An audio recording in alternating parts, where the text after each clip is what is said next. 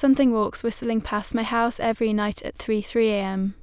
Every night, no matter the weather, something walks down our street whistling softly. You can only hear it if you're in the living room or the kitchen when they walk by, and it always starts at exactly 3.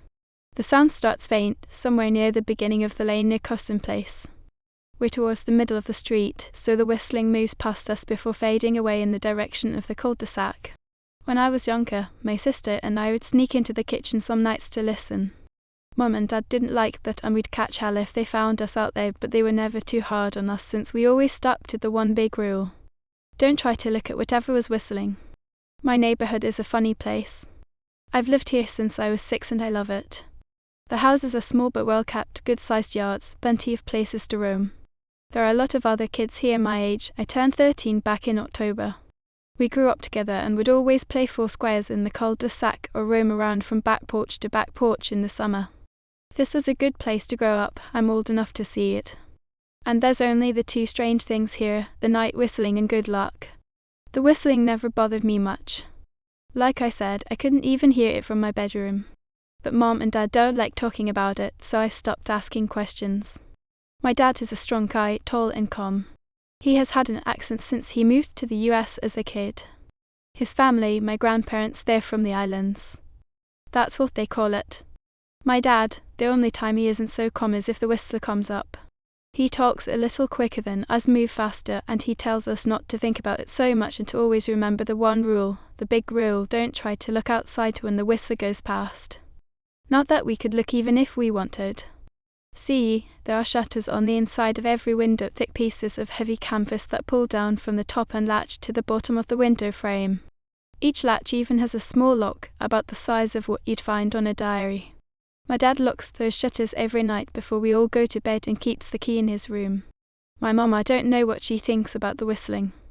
I've seen her out in the living room before at 3 when the sound starts. I could see her if I kept my door open just an inch to peek. She's not out there often. At least I haven't caught her much, but once or twice a month I think she sits out there on our big red couch just listening.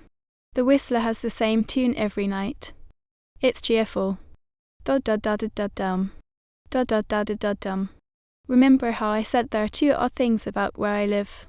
Well, besides our night whistler, everyone in my neighborhood is really lucky. It's hard to explain, and Dad doesn't like us talking about this part much, either, but good things just seem to happen to people around here a lot. Usually, it's small things, like winning a radio contest, or getting an unexpected promotion at work, or finding some arrowheads buried in the yard. You know, the authentic kind. The weather is pretty good and there's no crime, and everybody's gardens bloom extra bright in the fall. A million little blessings I've heard my mom say about living here. But the main reason we stay here, why we moved here in the first place, is my sister Nola. She was born very sick, something with her lungs. We couldn't even bring her home when she was born, only visit her in the hospital. She was so small, I remember, small even compared to the other babies. A machine had to breathe for her. We moved into our house here to be closer to the hospital. As soon as we moved here, Nola started getting better. The doctors couldn't figure it out. They chalked it up to whatever they were doing, but we all could tell they were confused. But my parents knew, even I knew, Nola getting better was just another of the million little blessings we got for living in our neighborhood. So that's why we stayed even after we found out that, for every small miracle that happens here every day, now and then some bad things happen. But they only happen if you look for the whistler. See, our neighborhood has a welcoming committee. They show up with macaroni casserole and a gift basket and a manila folder whenever someone new moves in. They're very friendly. 4 people showed up when we moved in 7 years ago. The committee made small talk, gave me a Snickers bar, and took turns holding Nola. It was her first week out of the hospital, so they were extra careful. Then the committee asked to speak to my parents in private, so I was sent to my room where I still managed to hear nearly every word. The welcoming committee told my parents about how nice the neighborhood was, really exceptionally hard to explain kind of nice. And then they told my parents about the even harder to explain whistling that happened every morning at 3 and ended at the tick of 3:5. The group, our new neighbors, warned my parents that the whistling was quiet and would never harm or hurt us, as long as we didn't look for what was making the sound. This part they stressed, and I pushed my ear into the door, straining to hear them. People who went looking for the whistler had their luck change, sometimes tragically. A black cloud would hang over anyone that looked. Anything that could go wrong would. The manila envelope the committee brought over contained newspaper clippings, stories about car crashes and ruined lives, public deaths and freak accidents. Not everyone dies, I heard the head of the committee tell my dad. But life goes out of them. Even if they live, there's no light in them ever again, no presence. My mom, I could tell she wasn't taking it seriously. She kept asking if this was some prank they played on new neighbors. At one point my mom got angry, accused the committee of trying to scare us out of our new home, asked them if they were racist on account of my dad being from the islands. My dad calmed her down, told her he could tell our new neighbors were sincere and they were just trying to help us. He explained that he grew up hearing these kinds of stories from his mom and that he knew there were strange things that walked among us. Some of the strange things were good and some were bad, but most were just different. After the committee left, Dad went out to the hardware store, bought the canvas blinds, the latches, and the locks and installed them on every window in the house. After dinner, that first night in our new house, I crept out of my room at 3 a.m, only to find my dad awake sitting on the living room couch, holding my baby sister. My dad held up his finger in a SHH motion but patted the couch next to him. I sat and we waited. At exactly 3:03 we heard the whistling. It came and it went just like our neighbors said. The whistling returns each night and we never look and we enjoy our million little blessings every day. Nola breathes on her own and she's grown into a strong, clever girl. My dad even joined the welcoming committee. We don't get new neighbors often. Why would anyone want to leave? But when a new family moves in, my dad and the committee bring them macaroni casserole, a gift basket, and a manila folder. I can always tell by the look on my dad's face when he comes back if the family took the committee seriously or if we'd be getting new neighbors again very soon. Not long ago a family moved in directly next to us. The previous owner, a Miss Maddie, passed away at age 105. She'd lived a good, long life. Our new neighbors seemed like they'd fit in just fine. They believed the welcoming committee took my dad's advice about the locking shutters since they're the young child of their own. Whatever newspaper clippings were in that manila envelope, whatever evidence, my dad never let us see, but I imagine it must have been awfully convincing since our neighbors got along with no issues for the first month. One night, when our new neighbors had to leave town, they sent their son, Holden, to stay with us. He was 12, a year under me in school. I didn't know him well before that night, but as soon as his parents dropped him off after dinner I could tell it was going to be a bad time. Do you know who is always out there whistling every night?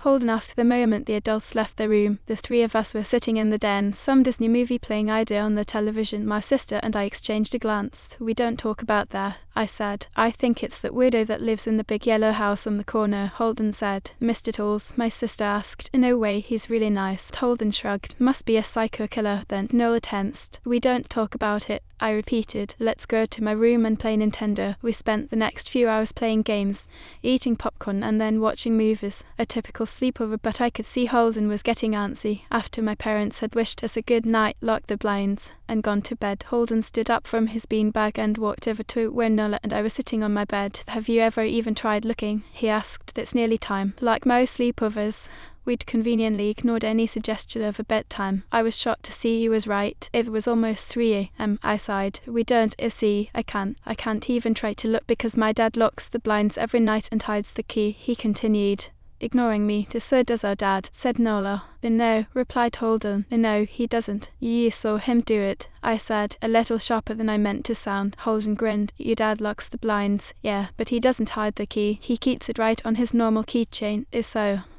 I asked, worried I already knew what he would say next, because I had noticed that my dad didn't bother hiding the key anymore after all of these years because he knew we took it seriously. So, after your dad locked up but before your parents went to bed, I went to the bathroom, and on my way, I may have peeked into the room, and I may have seen your dad's keychain on his nightstand, and I may have gone and borrowed the key to the blinds. Nola and I stared and his grin only grew wider. You're lying, I said. Holden shrugged. You can check if you want. Just open your parents' door and look. You'll see his keychain right there on the nightstand. Stay here, I told both of them. Don't move a muscle. I hurried over to my parents' room but hesitated at the door. If Holden wasn't lying, my dad would be angry. Beyond angry. I was scared thinking about it. But more scared of an open window with the whistler right outside. I opened the door, barely an inch, and looked in, but it was too dark to see. Taking a deep breath, I walked into the room. 2 steps into the dark, I froze. The whistling started, and I could hear it clearly from my parents' room. I never realized, but they must have heard the sound every night since we moved into the house. They never told us. I don't think I could have slept through it. I stood there, listening to the whistling come closer, unsure whether I should turn on a light or call out for my dad. Soft sounds from the living room brought me back to reality. "Nola," I yelled, running out of my parents' room. Holden and Nola were standing near the front door next to a window. Holden wasn't lying. I could see him fumbling with the lock on one of the blinds. I heard a click. He did have the key. Holden let out a quick laugh. Nola stood next to him, hunched up, afraid but maybe curious. The whistling was right outside our house now. I think I made a sound, called out. I can't remember. Time felt frozen, cockhands nailed to the face. But I found myself moving. I'm not fast, I've never been athletic. Somehow, though, I covered the space between myself and Nola in a moment.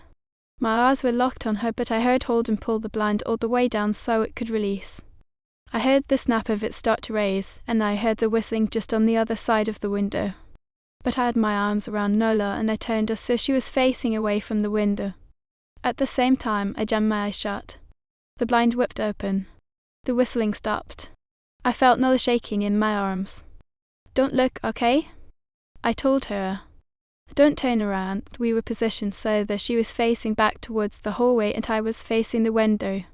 My eyes were still closed. I felt her nod into my shoulder. I reached out with the arm not holding Nola and tried to touch Holden. My hand brushed against his arm. He was shaking worse than Nola. "Holden?" I asked. Silence. I reached past him and gingerly felt for the window, eyes still sealed shut. The glass was cold against my fingertips. Colder than it should have been for the time of year. I moved my hand up the window, searching for the string to the blind. The glass began to get warmer the further I reached, and there was a gentle hum feeding back into my fingertips. I tried not to think about what might be on the other side of the window. Finally, I touched the string and yanked the blind shut. I opened my eyes. In the dim light leaking out from the kitchen, I could make out Holden, pale and small, staring at the now-closed window. "Holden?" I asked again. He turned towards me and he screamed. Everything became a flurry of motion. Lights sparked to life in the hall, then the living room. My parents' footsteps thudded across the hardwood floor. I didn't turn to look back at them, my eyes were glued to Holden. He was pale, had bit his lip so hard there was a thin red line of blood running down his chin, and he'd wet himself. "What happened?" my dad asked from behind me. I managed to swivel away from Holden and look back. He looked. I'd never seen my dad scared before, but I saw it that night, in that moment, an old, ugly terror stitched on his face. A parent's fear. "Just Holden?" he mouthed to me. I nodded yes. My dad let out a breath. He looked so relieved I nearly expected him to cheer. But then he turned to Holden and my dad's face changed. I wondered if he felt bad for feeling good that Holden was the only one that looked. There was a knock at the door. We all froze. Holden whimpered. "Don't answer it," my mum said. She stood at the threshold of the hall. I'd always thought she was a skeptic and just humoured my dad about the windows and the whistler, but that night we were all believers. I noticed that both of my parents held baseball bats they must have taken from their bedroom. The knock came again, a little louder this time. "Please don't open the door," Holden whispered. My dad walked over to him, hugged him close. "We won't," my dad promised, still holding his bat. "Nothing is coming in here tonight." Thud, thud, thud. This time the knocking was loud enough to rattle the door. Holden screamed again, and Nola clutched her arms around my neck. My mum came over and knelt down next to us, wrapping my sister and me close. "Thud, thud, thud, to call the police," my mum whispered to my dad. The knocking instantly stopped. My dad looked over his shoulder at us. Do you think he was cut off by frantic knocking that trailed off to polite tap, tap, tap? "Police," something said from the other side of the door. The voice from outside sounded exactly like my mum, like a parrot repeating the words back to her. "Police, call the police, tap, tap, tap, police." My mum pulled us closer. "Police, police, police, police, please stop," I heard her whisper. "I don't think calling them will help," my dad said. "How will we know when they're the ones at the door?" The knocking came back harder than before. The door shook. Then it stopped. After a long moment, I heard the knocking again, but it was coming from our back door. We all turned together towards the back door, but the knocking immediately returned to the front door. Front to back to front, loud then quiet, then loud again. Suddenly, the sound was coming from both doors at once, big, heavy blows like a sledgehammer. Then something started rapping against all of the windows in the house, then the walls. It was like we were living inside a drum with a dozen people trying to play at once. We were a turtle, and something was attempting to claw us out of our shell. "Stop!" Holden yelled. The knocking died. "I won't tell," Holden said, staring at the door. "I promise I won't tell anyone what I saw, just please go away." We waited for nearly a minute. Then we heard it, a soft tap tap tap coming from the window Holden had looked through earlier. Holden started to cry, sobbing like a prisoner watching gallows being built outside their cell. My dad held him, brushed his hair, but never lied to him, never told him things would be okay. The tapping at the window went on for the rest of the night. We huddled together in the living room for I don't know how long. Eventually, my mum tried to take us kids into my room while my dad stayed to watch the door. But the second we moved into my bedroom, the knocking came back, so loud it was possible to ignore. I was afraid the door couldn't take it. We went back to the living room and the knocking stopped. Only the tap tap tap on the window remained. None of us slept that night. The tapping stopped around 7 a.m. That's about the time the sun comes up here. We waited another 2 hours before my dad opened the blinds from one window. He made us all go back to my parents' bedroom first. I heard him open the door then come back in. "Okay," he told us. "It's done." Holden's parents came back around lunchtime. My mum and dad walked Holden over to his house and they all went inside for quite a while. Nola and I watched from the window. She stuck to me the whole day, right at my side, sometimes holding my hand. When my parents came back, they looked grim but wouldn't tell us what they said to Holden's family. It was a Sunday, so we all spent the day together, ordered pizza and watched movies. That night everyone slept in my room, Nola and my mum in the bed with me, my dad in a chair he'd pulled over. There was no knocking that night or any night since. We didn't see much of Holden or his parents for the rest of that week, but by Thursday there was a moving truck in their driveway. Nola and I watched them packing up the whole afternoon after school. What sticks with me most is how tired Holden and his parents looked. All three had the same pallor, grim mouths and lightless eyes. Even from across the street I could tell something was very wrong. Holden and his family were gone before sunset. I remember what the original welcoming committee said to my parents when we moved in. "Not everyone who looks at the Whistler dies, but even those that live have the light go out of them and the rest of their lives are full of misfortune. A million little tragedies." I think Holden's parents must have looked either to comfort him if they didn't believe or share the burden if they did. I watched Nola some days, happy and young and alive, and I wonder if I'd been slower, if she'd looked out the window that night, would I have looked too? To comfort her? To share that burden? I'm glad I don't have to find out. We still live in that house, in that neighborhood. We still hear our Whistler walking past every night. The blessings, the luck, the good things here are too good to leave. But we're careful. We don't have friends over to spend the night anymore. And my dad hides the key to the blinds very, very well. Not that I've gone looking. Some things you just don't need to look for.